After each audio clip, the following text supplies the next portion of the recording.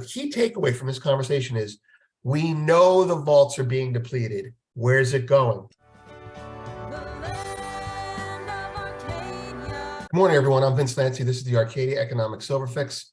I'm Vince Lanci. This will be broadcast at 1 p.m. We're recording at 8:48 in the a.m. in preparation.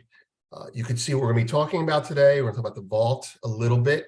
We're going to move into something exclusive, premiered here for you guys, and then thrown up on Goldfix. And then we'll have a quick market comment. So let's get going. Okay, before we get started, I want everyone to subscribe and like, as they say in the YouTube world, and anyone who signs up, and you want to do this because of what we're going to show you today. Anyone who signs up for Goldfix for 2 weeks, will get 2 weeks free premium subscription. Now, the reason you want to do that is because we're going to go through the article here that I haven't even posted yet, so Arcadia people can see it first, because it's about silver, and that's what we care about the most. The second reason is, within about a week's time, I'm going to do a write-up or a deeper analysis of this work, and you need to have premium to be able to see it. So I'm offering you that now. Subscribe for free, and I'll throw 2 weeks premium at you to make sure you can see this. And that's what I want to do for everyone here. Anyway, so here we are, premiering, exclusive, nowhere else. We're going to go through an article written by someone I collaborate with. I call him a colleague now, Bai Xiaojun, who's getting pretty popular on Twitter. I like to think our collaborations are at least a part of that. We'll just say for now, he's an expert. He has expertise in precious metals. And we've collaborated before. I wrote a lot about silver supply chain. Much of that content came from conversations with Bai. And here's a piece that he wrote standalone on the Bai on the silver demand in China.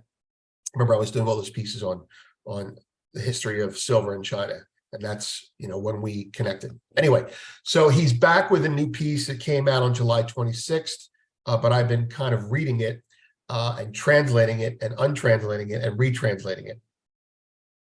So he sent it in English, but I wanted to look at some things differently. Okay, so let's get to that.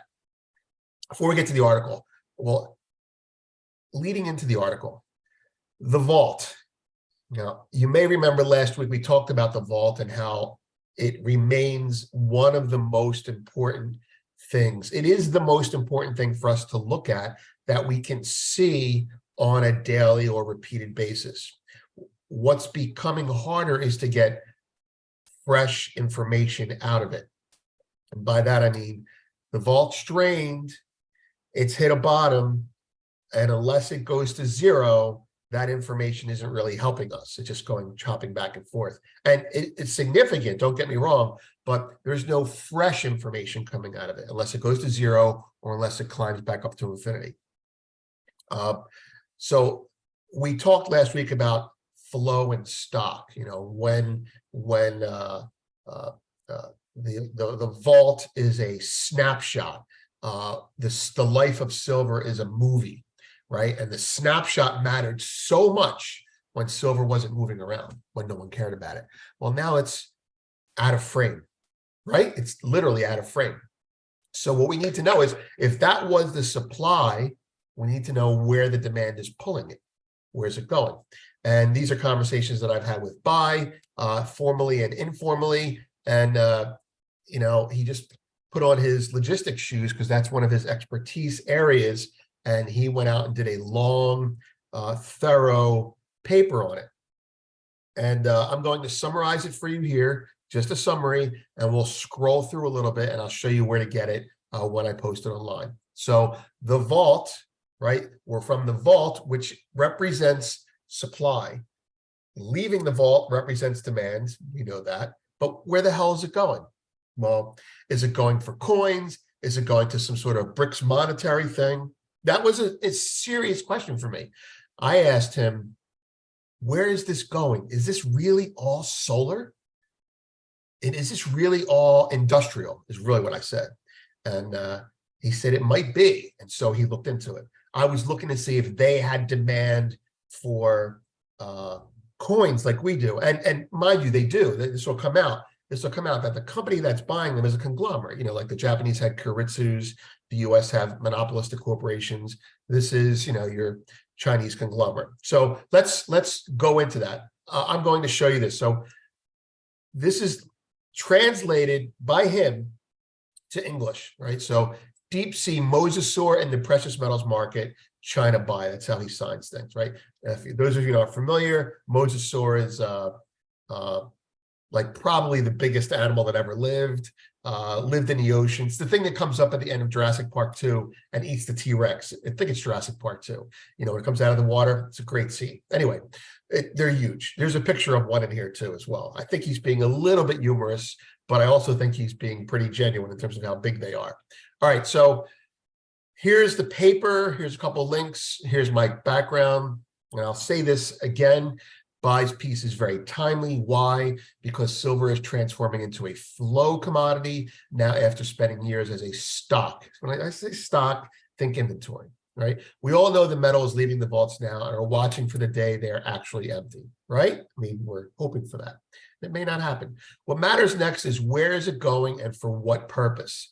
To answer that, you have to have industry familiarity and logistics knowledge. Fortunately, Bai has both of these and picked up the we have to look at the demand side now Bai concept from our previous conversations and ran with it. I can only interpret what he has found out and covering much for us to digest. Here's the actual article. I encourage you to follow him on Twitter, and it's very long.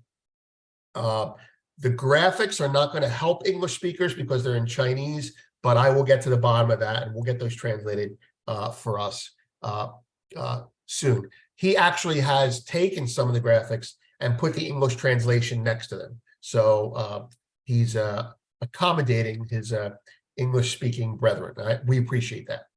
It's very current, July 25th. Remember, his first piece was going back to demand through 2020. Now he's very current. You know, that's history. This is present day shit. This is important. All right. Talks about many things. I'm going to scroll through this, and while I'm scrolling through it, I'm going to read something. I wrote a very dry newspaper-like thing here. It's not my analysis. It's just a recap. The article conveys a comprehensive analysis of the current state of the Chinese silver market, highlighting its dominant position in global silver production, consumption, and trade. China's annual consumption of silver has reached remarkable levels, making it the world's largest importer and exporter of silver. Vale Asset Management, one of the companies he discusses here, stands out as a major player in the precious metals industry, holding significant physical gold and silver reserves for the private sector. Bai then delves into the historical background of China's silver market, tracing its evolution from a planned economy to a market-oriented system. I need to discuss that with him. This is ideological. Anyway, we're not going to have that conversation now.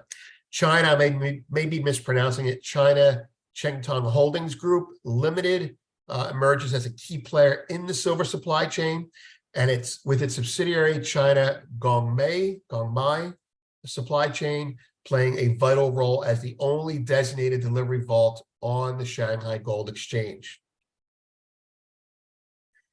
Chengtong PM meaning precious metals, prowess extends beyond supply chain operations as it engages in cutting-edge research on precious metals materials, contributing to China's advancements in various industries such as aerospace, new energy, and high-end alloy materials. Quick comment about that comment. In the past, just think with your American bias. In the past, things that weren't that complicated or that technologically advanced were made in China, right? We had the pieces made there. We had the technology made here. We put it together. So it's kind of like we'll let them make the shoelaces, you know, we'll put them in the sneakers over here. And that was part of the intellectual capital thing. And that's how Americans looked at it. You know, you had your less expensive stuff made there. You had your more complicated stuff made here. And that's That's not a comment on China. That's a comment on any economy that's trying to lift itself out of 50 years of a disaster that they went through. And you do that by making things simple. You do that by taking whatever work the world will give you. They took it. And then that's the supply chain, right? They're putting rivets in. They're doing the manual labor, doing the stuff that's not going to be outsourced right away, right? Americans, we don't want to put rivets in. We're too good for that. Well, let's give it to China. They'll do it for us. Kind of like picking grapes when you import South Americans to do that for you because you don't want to pick your own grapes. Okay, so what happens is eventually your economy gets to a critical mass and you realize that there's more money in other parts of the supply chain. Putting the rivets in makes you a little bit of money, right? But this part of the supply chain called the value added or the value chain is where you want to be if you're going to grow into an economic power.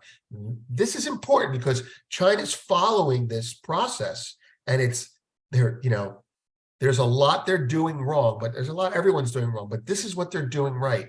They're going into the value chain now. They're making the paste. They're building the machines. They want the technology. They want to make the part of the finished product that adds the intellectual capital and value. And that's their economy, what it's transformed into. And these guys, Chengtong, are at the forefront of that. They're like a NASA in that sense. Okay, so where was I?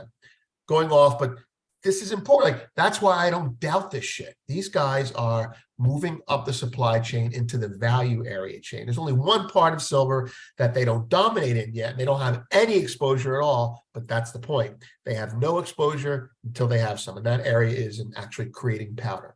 And there's probably some, very sensitive secrets or complexities that they're working their way around now. But they tend to go into an area of the supply chain, learn it, assimilate it, dominate it, and then move to another place. And they're probably going to be going into the powder manufacturer next. Anyway, so despite its dominance in the silver market, the article cautions that Chengtong PM's vast reach also exposes it to potential vulnerabilities. Factors such as silver deposit depletion, geopolitical tensions, or market shocks could disrupt the supply chain and lead to a silver crisis with far-reaching implications for the global market. So Chengtong as a company is a potentially risky investment because if they haven't secured their supply so they can add the value in the value chain, well, that's a problem. But that's not a problem if you're a silver bull, right? Okay. Additionally, the company takes on the role of an investment and asset managing entity holding a significant portion of China's private gold and silver reserves. There's your clue. So while on the surface of it, these guys are buyers of silver for industry, they're also buyers of silver for investment. These guys are a monster, right? This firm is everything. This firm, and remember, this is an authoritarian, state-controlled government market economy, I should say, right? And that means if you think JPM is doing what the government says to do, if you think Apple takes its orders on occasion from the US, what do you think's going on with Chengtong? Anyway, so that's the point. Here's the whole article. I want you guys to read this, okay? Because this is where it's going out of the vault. It's going to a company that gives some to aerospace, that gives some to solar, that makes panda coins. These guys make the panda coins, okay? So this is it. This is the government. This is, I mentioned a phrase the other week called corporatism. This is corporatism. This is corporations and governments working together with labor as part of the puzzle. Anyway, so that's it. This is something that I want you to understand, that the key takeaway from this conversation is we know the vaults are being depleted. Where's it going? Well, I'll tell you where it's going. In China, anyway, it's going to a company that, do they make coins? Yeah. Do they sell coins? Yeah. Do they hold investment assets? Yeah. What else do they do? Well, they do everything. They do everything. This is a Chinese currency. Okay, so let's go to the market comment. And here we go. This is the weekly, right? And let me bring this down a little bit. So in the weekly, remember, this is our final boss, right? I want to tell you in a cautious way, two things. One, this is the time of year that if everyone's long silver, they start to get out. If everyone's short silver, they also start to get out. But right now, most of the smaller money, everyone meaning the fund side, most of the smaller money is long silver. So while it obviously could go into and break that final boss thing, I'm expecting the final boss to be tested in November. In November. Why November? Because that's when you'll start seeing more coins. That's when you'll see people start shopping for Christmas. And the rollover from summer through fall, which is a liquidation as people get ready for the end of the year, meets with buying. And you'll see this, here it is, September, October, boom, November, up, right? September, October, boom. Now, of course, we went down again, but you're going to get an initial boost after September, after October. Usually, it's almost always bankable in November. So for that to happen, we have to sell off first. And I want you to understand that. So don't be disappointed on a day-to-day basis. Here's something else I want you to take away. China thinks like we do. We look at the silver price day to day. It frustrates us. It makes us annoyed. And we say, that's not reality. That's not reality. And no one listens to us. They think, you're an idiot. That's the price. The price is the price. The price is the price. And that's the neo-Keynesian concept, right? But news for you, when the BRICS launches, if is the word, right? But when the BRICS launches their food for gold program, which I wrote about yesterday, actually, in a premium piece, you'll see that if you sign up. They also changed how they're going to value gold. They're not valuing gold on the day-to-day price. They're valuing gold on a moving average, the average price over the last 6 months, the average price over a year. Why? Because they don't want to get spoofed anymore.